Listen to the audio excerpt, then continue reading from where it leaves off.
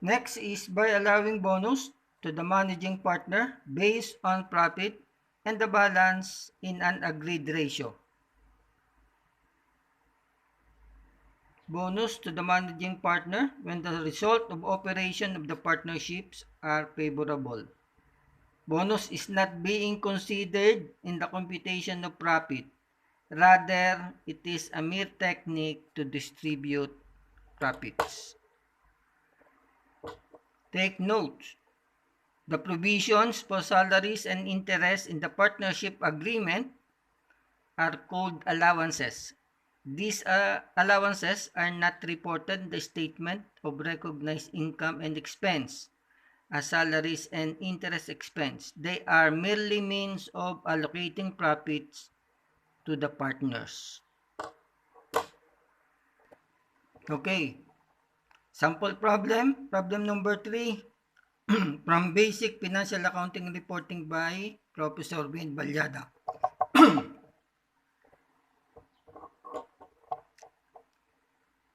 The distribution of profits or losses based on partners' agreement.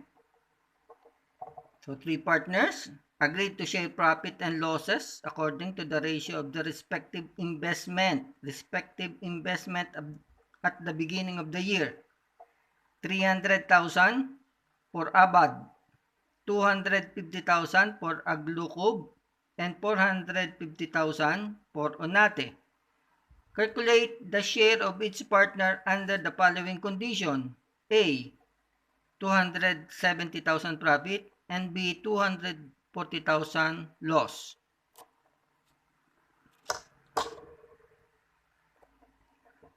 Total investment of Abad is 300,000. Total investment of Aglugog is 250,000. Total investment of Onate is 450,000 for a total of 1 million partnership investment, 1 million capital investment. Distribution of profits or losses based on partners' agreement based on beginning capital balances of each partner. The profit is 270,000. Abad, 300,000 capital balances beginning over 1 million, the total capitalization of the partnership, multiplied by 270,000, the profit equals 81,000. Aglugub, 250,000 over 1 million multiplied by 270, 67,500. And Onate, 450,000 beginning balance over 1 million capitalization multiplied by the profit equals 121,500 for a total of 270. So Abad will receive 81,000. Aglugov will receive 67,500 and Onate will receive 121,500 for a total of 270,000.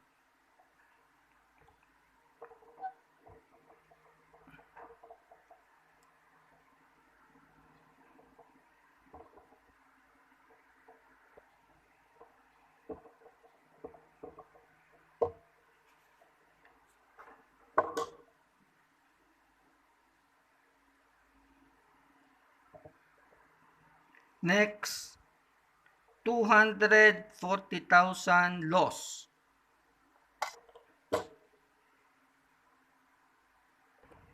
Computation.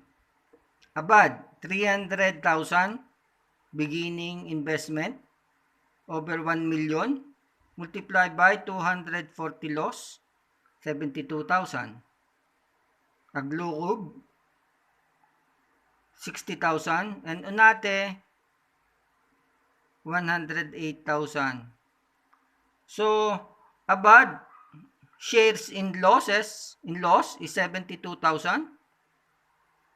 Aglukub share in the loss is 60,000 and Onate 108,000. 240,000 loss of the partnership.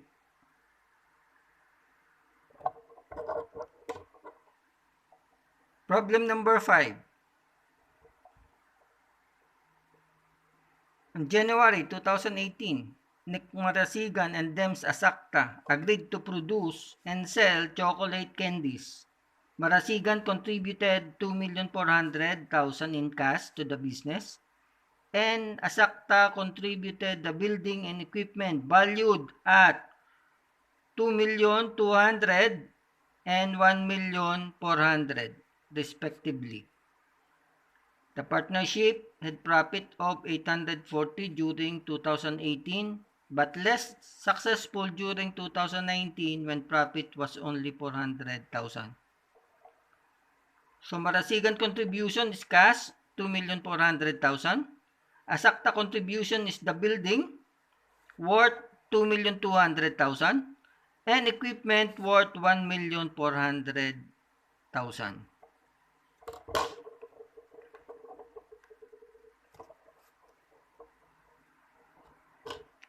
Partnership profit 840,000 during 2018. Okay. Required. Prepare the journal entry to record the investment of both partners in the partnership. Number 2.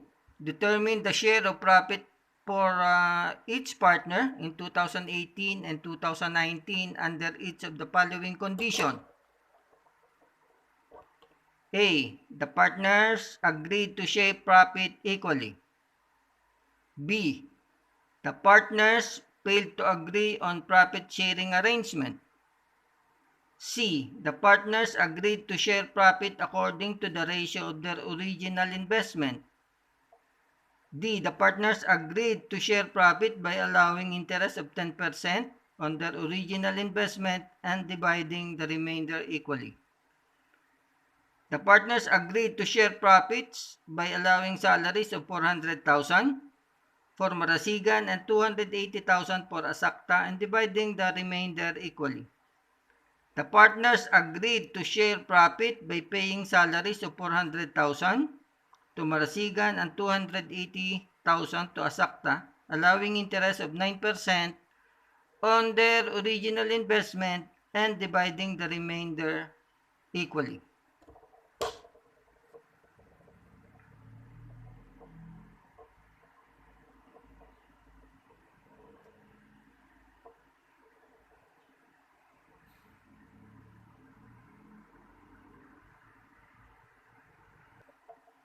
Journal entries in the book of Marasigan and Asakta Partnership. January 2018, debit to cash, 2,400,000 and credit to Marasigan Capital, 2,400,000. To record Marasigan investment.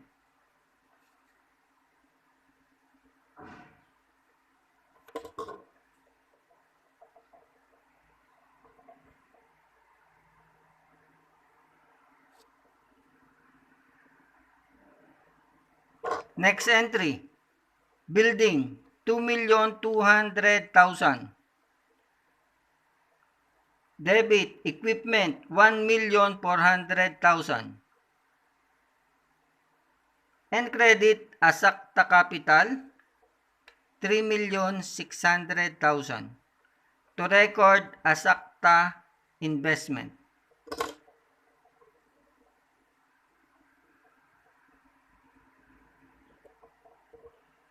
Okay, number 2. Determine the share of profit for each partner in 2018. The partners agreed to share profit equally.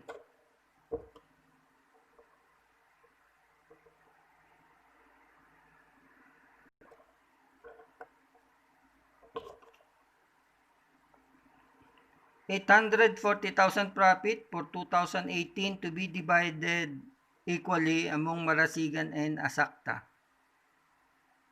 Marasigan, 840,000 multiplied by 50% is 420,000. And Asakta, 40,000 multiplied by 50% is 420,000 for a total of 840. So Marasigan and Asakta both receive 420,000 share in the profit.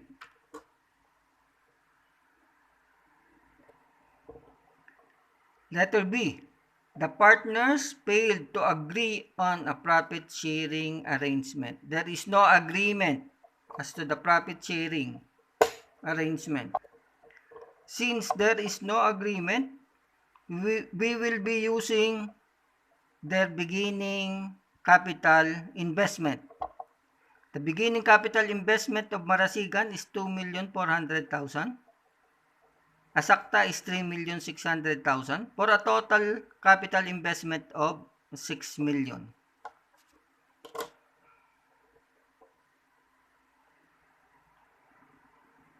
For computation, Marasigan 2,400,000 beginning capital investment over 6 million multiplied by the profit of 840,000. Marasigan will receive 336,000. Asakta, beginning capital balances or beginning capital investment of Asakta is 3,600,000 over 6 million multiplied by 840,000. Asakta will receive 504,000 for the total of 840,000.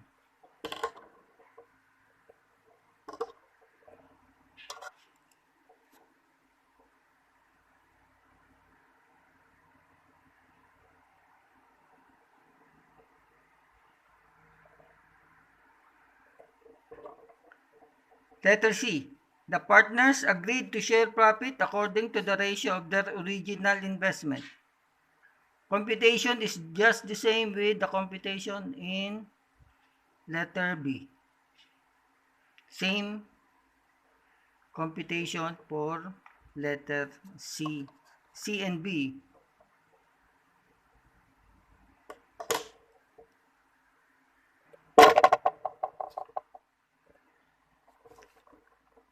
Letter D. The partners agreed to share profits by allowing interest of 10% on their original investments and dividing the remainder equally.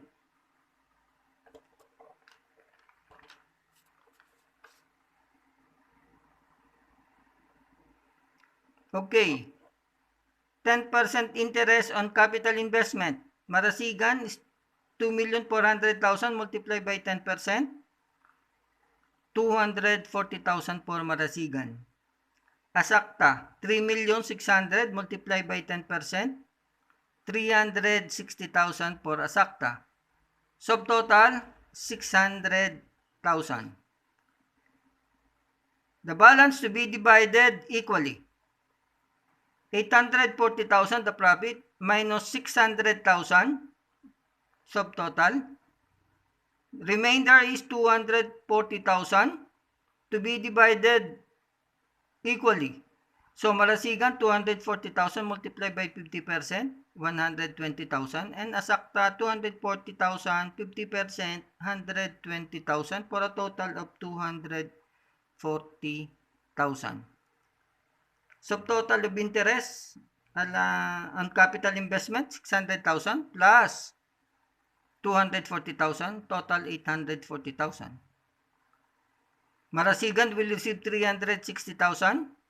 Asakta will receive 480,000 for a total of 840,000.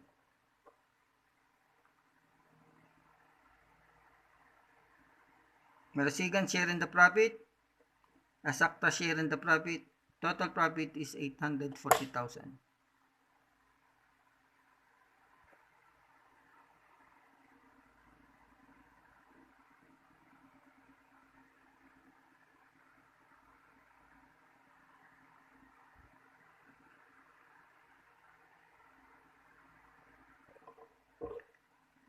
Letter E. The partners agreed to share profits by allowing salaries of 400,000.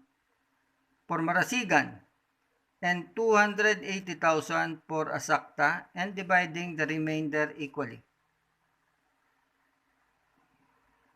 Salary allowances for Marasigan, 400,000. Salary allowances for Asakta, 280,000. The remaining balance to be divided equally. First, the salary allowances for Marasigan, 400,000. For Asakta, 280,000. Total, 680,000. And the balance to be divided equally. 840,000 profit less 680,000 salary allowances equals 160,000. 160,000 to be divided equally. So Marasigan, 160,000 multiplied by 50% is 80,000. Asakta, 80,000. For a total of 160,000. Marasigan will receive a total of 480,000 from the profit, while Asakta will receive 360,000 from the profit, for a total of 840,000. Salary allowance, 680,000. The balance divided equally, 840,000.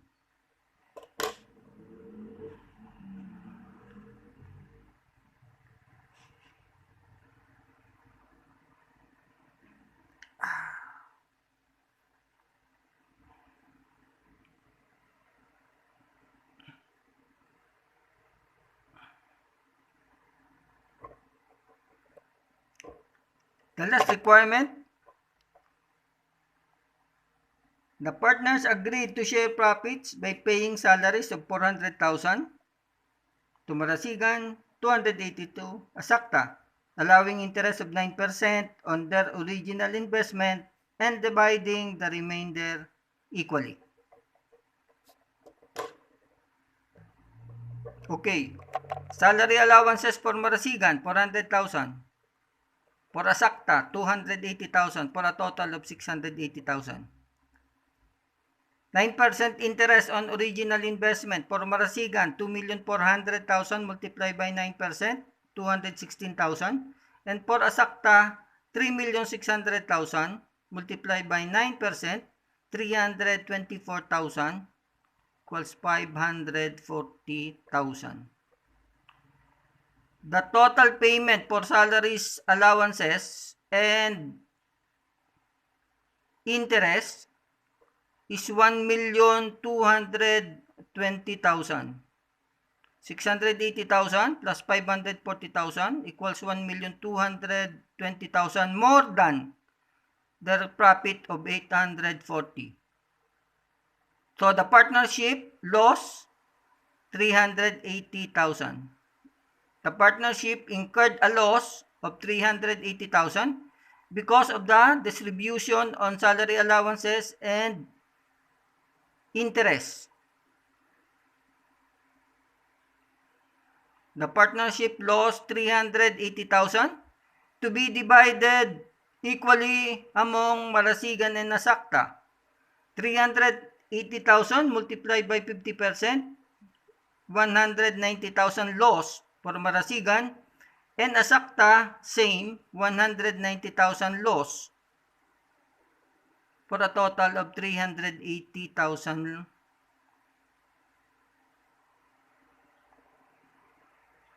Okay. Salary allowances plus 216,000, salary of 400,000 plus interest of 216,000 minus loss of 190,000, 426,000.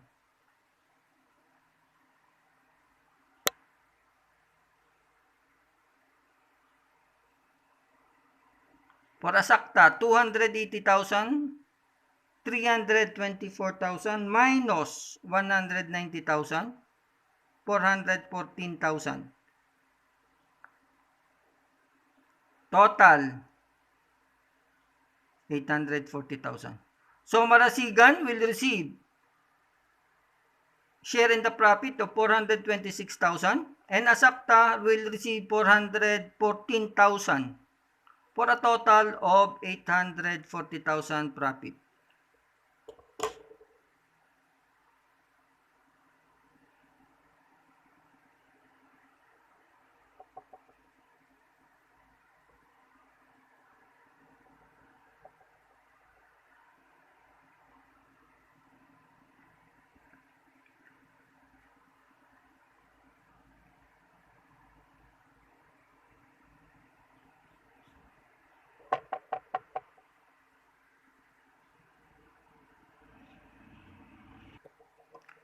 Next, problem number 9, order of priority.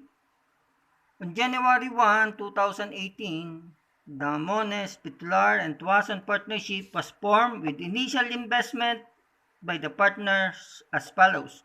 Mones 2 million, Pitular 1 million, and Tuason 1 million. According to the partnership agreement, profit or loss is to be divided among the partners as follows.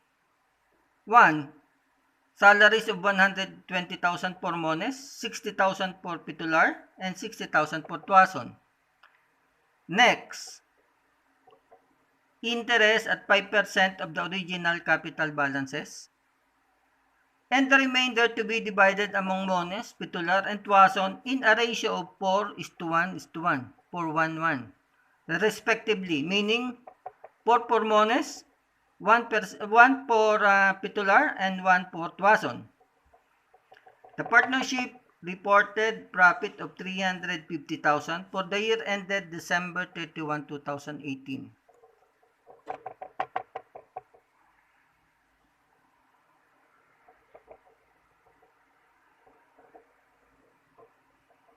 Required. Determine the partner share in the profit under each of the following independent situations. One scenario, partner's salaries and interest on capital balances should be fully allocated, and deficiencies between this allocation and profit is to be divided among Mones, Pitular, and Tuason in the ratio of 4:1:1 respectively.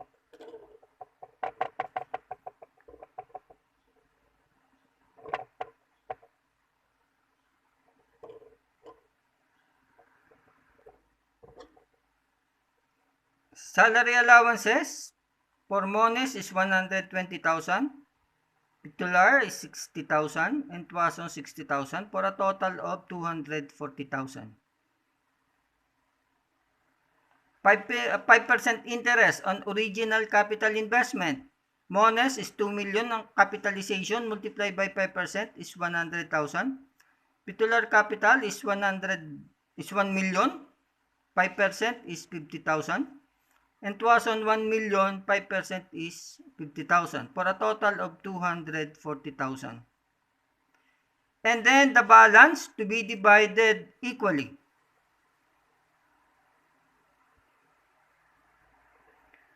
The profit of the partnership is only 350,000. The allocation for salary allowances and for 5% interest on original capital investment is 200,000 for a total of 440,000. There is an deficiency of 90,000. Deficit of 90,000. The 90,000 deficiency will be shared by Mones, Pitular, and Tuason for the ratio of 4:1:1. Balance to be divided,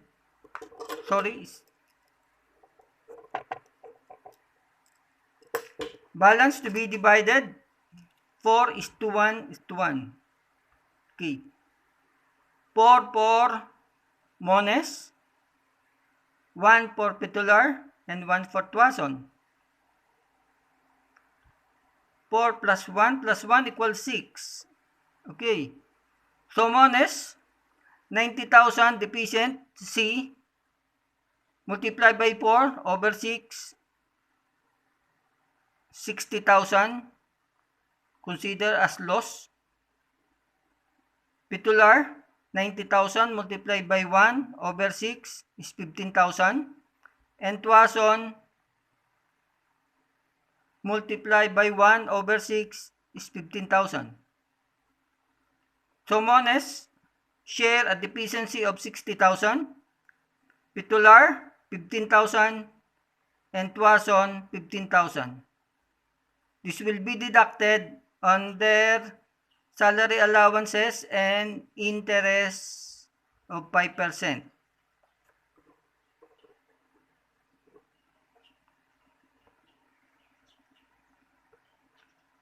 So Mones will receive 120,000 from the salary, interest of 100,000, minus 60,000, deficiency, 160,000 share in the profit. Pitular, 60,000, 50,000 minus 15,000 is 95,000.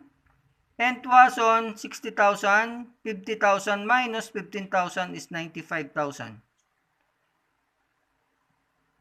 So, 160,000 for Mones, Pitular, 95,000, and Tuason, 95,000, for a total of 350,000 profit.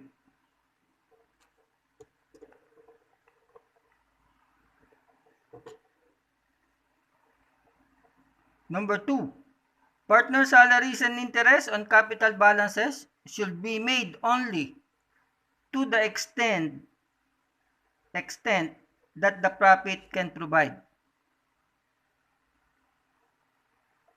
Up to 350,000 only.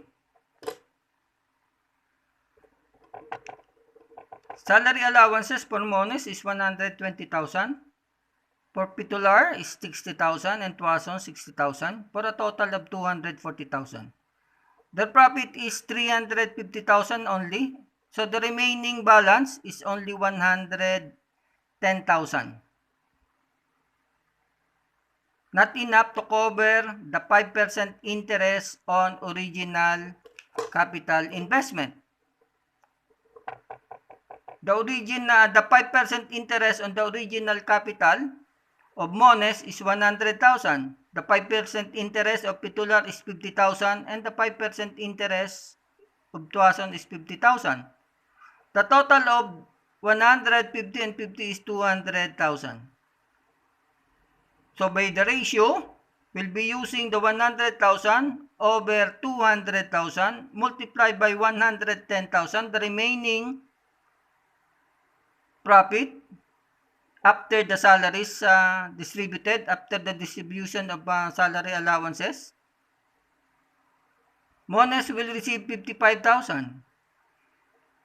Pitular, 50,000 over 200,000 multiplied by 110,000 is 27,500. And Tuason, same with Pitular, 27,500. Mones will receive 120,000 salary allowances and 55,000 on interest on original capital investment for a total of 175. Pitular, 60,000 plus 27,500 is 87,500 share in the profit. While Tuason, 60,000, same with Pitular, 27,500 for a total of 87,500. Partner Mones will receive 175. Pitular will receive 87,500 and Tuason will receive 87,500 for a total of 350,000.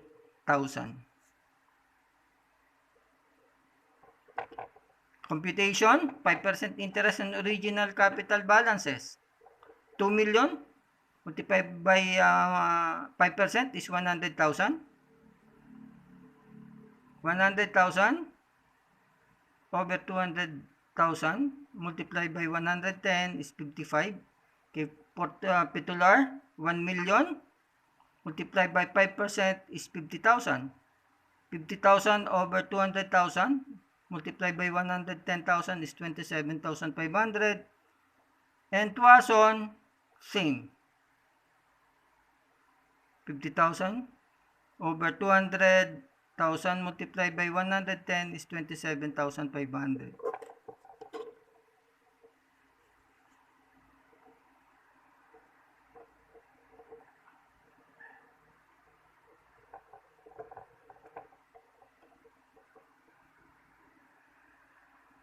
Okay, thank you. And next, I will be giving you activity for your homework. Your activity problem will be forwarded to your group chat. Okay, continue lang to. The solution of a partnership is the change in the relation of the partners caused by any partner ceasing to be associated in the carrying on as distinguished from the winding up of the business of the partnership. On the solution, the partnership is terminated but continues until winding up of the partnership affairs is completed. Winding up is the process of settling the business partnership affairs after the solution. Settling the business. Termination is that point in time when all partnership affairs are wound up and completed and is the end of the partnership life. Limited life is one of the characteristics of partnership. Any change in the membership of this form of business organization will result to dissolution. Dissolution of the partnership does not necessarily imply that business operation will come to an end. Okay, dissolution should be distinguished from liquidation of a partnership. A partner is said to be liquidated when the business is terminated. A partnership may be dissolved without being terminated, but liquidation is always preceded by dissolution. When partnership dissolution occurs, a new accounting entry is formed.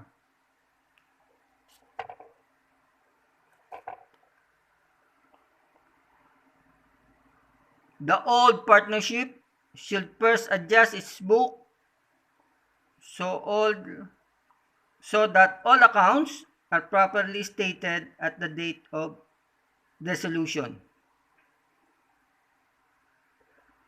Causes of dissolution: admission of a partner, withdrawal or retirement of a partner, death of a partner, incorporation of the partnership. Okay, class, thank you. This will be your problem exercise to be forwarded to your group chat.